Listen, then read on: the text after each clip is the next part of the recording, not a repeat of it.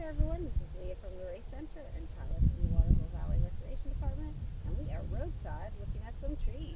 We are, and it's a very windy day, and we're testing out a new bit of technology, which is very exciting. You know, life's little pleasures. But speaking of life's little pleasures, how often do you drive in on this road coming into the valley here and you see trees around, and there's pine trees and there's hardwoods that many of them are losing their leaves now, but the pine trees are not all the same.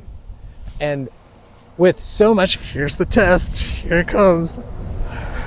With so much going on in the world all around, you know, there are plenty of things to be distracted by, but where we turn our attention and focus really matters.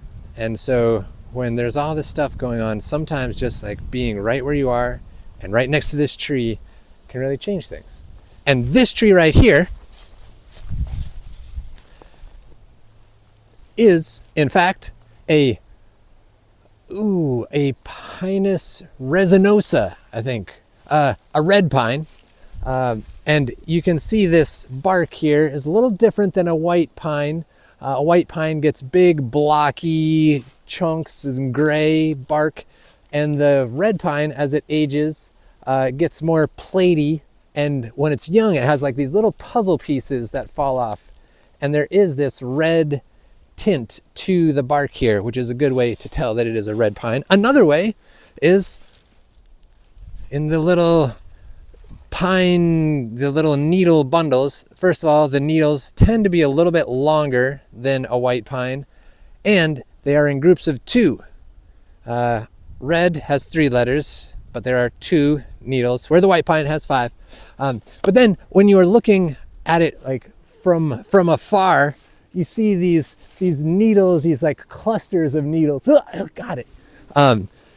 They are distinctive even when viewing it from far away. You can see like the needle clusters. Whereas if you look at that white pine tree down there, they're a little less distinct. In the shape overall of the pine tree, they tend to be like a little shaggier, spikier coming out, and a red tree tends to grow in a more dome, or more of a traditional conical pine tree shape. And they love minerally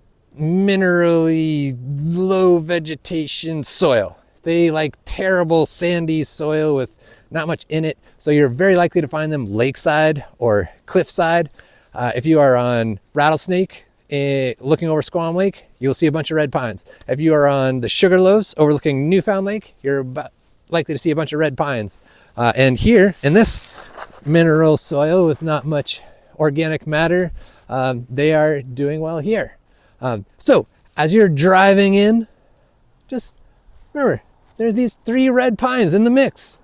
Just turn your attention to those cool things, and then see if that doesn't change your day a little bit.